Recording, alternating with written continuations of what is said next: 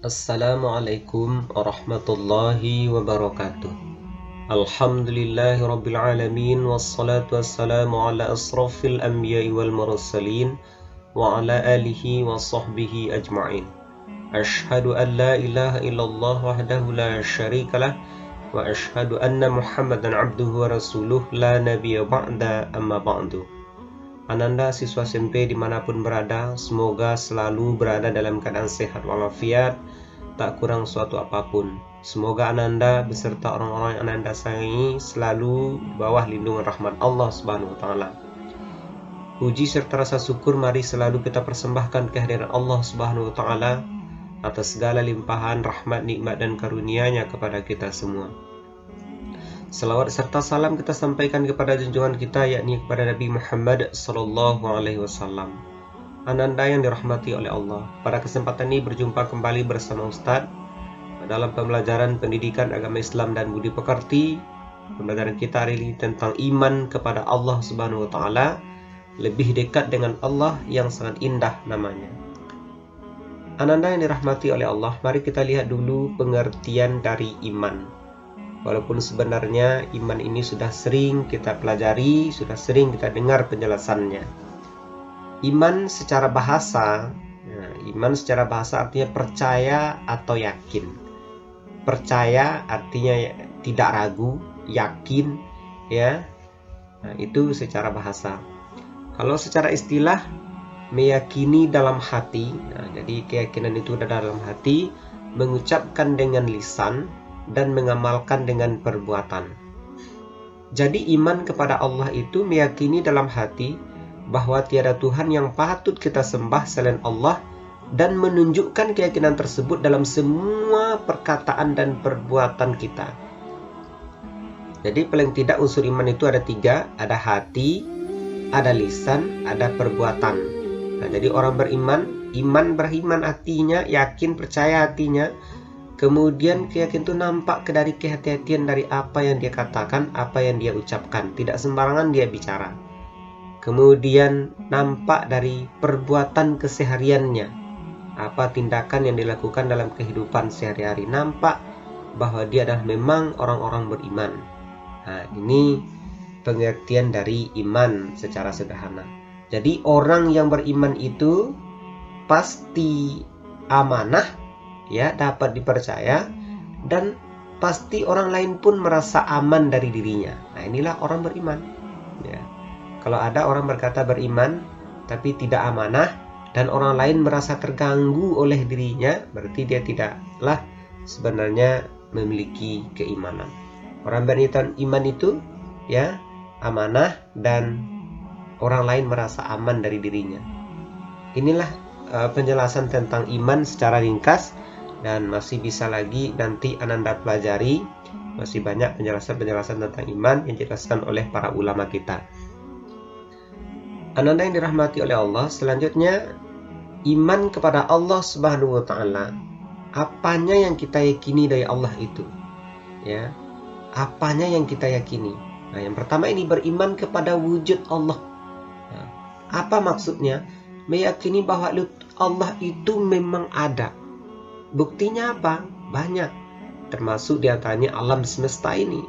Ya, tidak mungkin alam semesta ini ada begitu saja tanpa ada yang menciptakan. Nah, inilah salah satu bukti. Inilah yang akan kita yakini, Allah itu pasti ada. Ya, pasti ada. Kemudian yang kedua, beriman kepada uluhiyahnya Allah Subhanahu wa Ta'ala. Yakin dengan pasti tidak ada yang berhak disembah kecuali Allah. Tidak ada yang boleh kita sembah, kita jadikan sembahan kecuali Allah. Tidak boleh kita berdoa kecuali kepada Allah. Tidak boleh kita meminta, pada hakikatnya, ya, yang memberikan segala sesuatu termasuk rezeki kita adalah Allah. Nah, ini Allah yang kita jadikan sembahan. Kepada Allah kita menghadap dalam beribadah. Nah, itu namanya, ini yang kita yakini. Yang ketiga, beriman kepada rububiyahnya Allah Subhanahu wa Ta'ala. Yakin kita, meyakini dengan pasti bahwasanya Allah lah satu-satunya yang menciptakan kita, kemudian menghidupkan kita, yang mematikan kita, dan memberi rezeki untuk kita. Nah, ini yang perlu kita yakini. Kemudian keempat, beriman kepada asmanya, nama dan sifat Allah Subhanahu wa taala. Ya. Kita yakin bahwa Allah itu memiliki sifat-sifat, memiliki asmanya. Ya, sifat-sifat Allah. Sifat itu dari mana kita tahu? Allah yang menetapkan, Allah yang jelaskan melalui firman-Nya, melalui Al-Quran. Ini menetapkan nama sifat Allah berdasarkan apa yang ditetapkan oleh Allah untuk dirinya, termasuk asmanya, Asmaul Husna. Inilah yang perlu kita yakini terhadap Allah Subhanahu wa taala. Ananda yang dirahmati oleh Allah Subhanahu wa taala. Kemudian kita lihat ini firman Allah, salah satu firman Allah yang berbicara tentang ini, ya. Quran surat ke-4 ayat 136. A'udzu billahi minasy syaithanir rajim. Bismillahirrahmanirrahim. Ya ayyuhalladzina amanu aminu billahi wa rasulihi wal kitabil ladzi nazzala ala rasulihi wal kitabil ladzi anzala min qabl wa may yakfur billahi wa malaikatihi wa kutubihi wa rusulihi wal yaumil akhir faqad dhalla dhalalan ba'ida. Wahai orang-orang yang beriman, tetaplah beriman kepada Allah dan Rasul-Nya, dan kepada kitab yang Allah turunkan kepada Rasul-Nya, serta kitab yang Allah turunkan sebelumnya. Barang siapa yang kafir kepada Allah, malaikat-malaikatnya, kitab-kitabnya, Rasul-Rasulnya, dan hari kemudian, maka sesungguhnya orang itu telah sesat sejauh-jauhnya. An-Nisa ayat 136. Inilah diantara penjelasan Allah apa yang mesti kita yakini, ya, dari Allah Subhanahu wa taala. Silakan Anda baca berulang-ulang kemudian dihafal ayatnya. Anda yang dirahmati Allah, paling tidak para ulama membagi sifat-sifat Allah itu 3. Yang pertama namanya sifat wajib. Yang kedua sifat mustahil. Yang ketiga sifat jaiz. Apa itu sifat wajib? Sifat wajib itulah sifat yang harus ada pada zat Allah sebagai kesempurnaan baginya. Allah adalah khalik, zat yang memiliki sifat yang tidak sama dengan makhluk. Jadi sifat yang mesti ada pada Allah. Kemudian sifat mustahil adalah sifat yang tak mungkin atau mustahil ada pada Allah. Sifat ini merupakan lawan atau kebalikan dari sifat wajib. Kemudian sifat jaiz adalah sifat mungkin bagi Allah untuk berbuat atau tidak berbuat sesuatu. Sifat ini merupakan hak prerogatifnya Allah. Jadi ada sifat wajib, ada sifat mustahil, ada sifat jaiz. Nah, ini supaya kita jelas apa yang mesti kita yakini dari Allah Subhanahu wa taala. Ananda yang dirahmati oleh Allah Subhanahu wa taala, selanjutnya kita lihat, ya, sifat wajib bagi Allah ada 20. Nah, jadi ada sifat wajib bagi Allah itu ada 20. Ini dia wujud, artinya ada. Yang kedua qidam, terdahulu atau awal. Kemudian baqa atau kekal. Kemudian mukhalafatul lil hawadis, berbeda dengan makhluk. Kemudian qiyamuhu binafsihi, berdiri sendiri. Kemudian wahdaniyah, tunggal atau esa. Kemudian qudrat, berkuasa. Kemudian iradat, berkehendak. Kemudian ilmun, mengetahui. Hayat, hidup. Sama, mendengar. Basar, melihat. Kalam, berfirman. Kemudian lagi qadiran, berkuasa. Muridan, berkehendak. Aliman, mengetahui. Hayyan, hidup. Sami'an, mendengar. Basiran, melihat. Mutakalliman, berfirman. Nah, inilah sifat-sifat wajib bagi Allah Subhanahu wa taala. Silakan Anda hafal ini, ya, supaya lebih mudah diingat. Kemudian ada lagi sifat mustahil bagi Allah Subhanahu wa taala. Ya, kebalikan dari sifat wajib tadi itu namanya sifat mustahil. Yang pertama ini adam, tiada atau bisa mati. Kemudian huduts, baharu, bisa diperbaharui. Fana, binasa, tidak kekal atau mati. Mumatsalatu lil hawadis, menyerupai makhluknya. Qiyamuhu bi ghairihi, berdiri dengan yang lain. Ta'addud, berbilang atau lebih dari satu. Ajzun, lemah. Karahah, terpaksa. Jahlun, bodoh. Mautun, mati. Sama'un, tuli. Umyun, buta. Bukmun, bisu. Kaunuhu ajizan, zat yang lemah. Kaunuhu qarihan, zat yang terpaksa. Kaunuhu jahilan, zat yang bodoh. Kaunuhu mayyitan, zat yang mati. Kaunuhu as-sama, zat yang tuli. Kaunuhu a'ma, zat yang buta. Kaunuhu abkama, zat yang bisu. Ini adalah sifat mustahil yang tak mungkin ada pada Allah Subhanahu wa taala. Kemudian Ananda, ada lagi pembagian sifat wajib bagi Allah, dikelompokkan menjadi 4. Sifat yang tadi itu, yang 20 tadi itu dibagi jadi ada 4 kelompok. Nah, ini namanya sifat wajib bagi Allah. Pertama ini sifat nafsiyah. Apa itu? Sifat yang berhubungan dengan zat Allah Subhanahu wa taala, berkaitan dengannya. Nah, hanya satu, yakni wujud. Nah, kemudian sifat salbiyah, sifat yang meniadakan adanya sifat sebaliknya, yakni sifat-sifat yang tidak sesuai, tidak layak dengan kesempurnaan zatnya. Biasanya sifat ini dimiliki oleh makhluk. Nah, jadi supaya bersih Allah dari ini, maka ini namanya sifat salbiyah. Ya, dia berbeda dengan makhluk. Ya, makhluk itu ada sifat-sifatnya. Nah, yang sifat makhluk ini yang tidak ada pada Allah Subhanahu wa taala, itu namanya salbiyah. Contohnya qidam. Nah, qidam kan dahulu.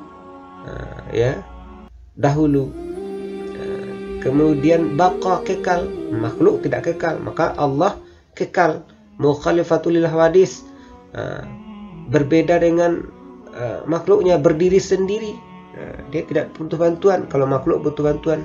Allah itu wahdaniyat esa. Ini dia sifat salbiyah. Kemudian sifat ma'ani, sifat abstrak yang wajib ada pada Allah.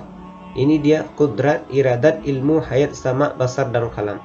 Kemudian adalah sifat ma'nawiyah, kelaziman dari sifat ma'ani. Sifat ini berkaitan dengan sifat ma'ani. Sifat ini tidak bisa berdiri sendiri. Setiap ada sifat ma'ani pasti ada sifat ma'nawiyah. Dia 7. Qadiran, muridan, aliman, hayyan, sami'an, basiran, mutakalliman. Nah, ini penjelasan-penjelasan mungkin secara sederhana. Pahami saja dulu sifat nafsiyah apa saja, wujud. Kemudian sifat salbiyah ada 5, kemudian sifat ma'ani ada 7, sifat ma'nawiyah ada 7. Nah, jadi ini pengelompokannya. Ananda ini rahmati Allah. Kemudian berikutnya, apa hikmah manfaat kita beriman kepada Allah Subhanahu wa taala? Pertama ini, orang beriman kepada Allah akan selalu mendapat pertolongan dari Allah. Sesungguhnya kami menolong rasul-rasul kami dan orang-orang beriman dalam kehidupan dunia dan pada berdirinya saksi-saksi nanti di hari kiamat. Nah, jadi orang beriman akan dapat ditolong oleh Allah. Di dunia dia bisa keluar dari masalah dan kesulitan yang dihadapinya, dan di akhirat juga nanti akan dibantu oleh Allah Subhanahu wa taala. Ini dijelaskan di sini pada hari berdirinya saksi-saksi di hari kiamat. Kemudian yang kedua, orang beriman itu hatinya pasti tenang. Ya. Karena kenapa? Karena orang-orang beriman hati mereka menjadi tentram dengan mengingat Allah. Ingatlah hanya dengan mengingat Allah hati jadi tentram. Jadi hati ini ya akan jadi tenang, akan jadi tentram dengan kita beriman kepada Allah Subhanahu wa taala. Tanpa iman maka sulit rasanya kita mendapatkan ketenangan. Orang walaupun memiliki kelebihan yang luar biasa, tapi kalau tidak beriman, maka pada hakikatnya mereka tidak akan mendapatkan ketenangan yang sejati. Kemudian berikutnya, hidupnya tidak pernah merasa rugi. Ini lagi keuntungan orang beriman. Dia tidak pernah merasa rugi, walaupun kadang dia rugi. Ya, secara manusiawi melihat mungkin dia rugi. Nah, tapi dia tidak akan pernah merasa rugi. Karena demi masa sesungguhnya manusia itu benar-benar dalam kerugian, kecuali orang-orang beriman dan mengerjakan amal soleh. Nah, inilah orang yang nggak akan rugi. Orang beriman, mengerjakan amal soleh, dan nasihat menasihati dengan kebenaran, dan nasihat menasihati dengan kesabaran. Ini terdapat dalam Quran surat ke-103 ayat 1-3. Kemudian orang beriman itu memiliki tujuan hidup yang jelas. Jadi tujuan hidupnya ini jelas, nampak olehnya, sehingga dia tidak pernah merasa pusing, merasa stres, atau merasa putus asa. Karena dia jelas, dia tahu persis untuk apa dia diciptakan. Dan tidak aku ciptakan jin, kata Allah, dan manusia, melainkan supaya menyembahku. Nah, inilah manfaat dari beriman kepada Allah Subhanahu wa taala. Ya, keempat ini. Mudah-mudahan ini bisa dipahami. Kita tutup pembelajaran kita hari ini dengan hamdalah. Alhamdulillahirabbil alamin. Mohon maaf atas segala kekurangan. Assalamualaikum warahmatullahi wabarakatuh.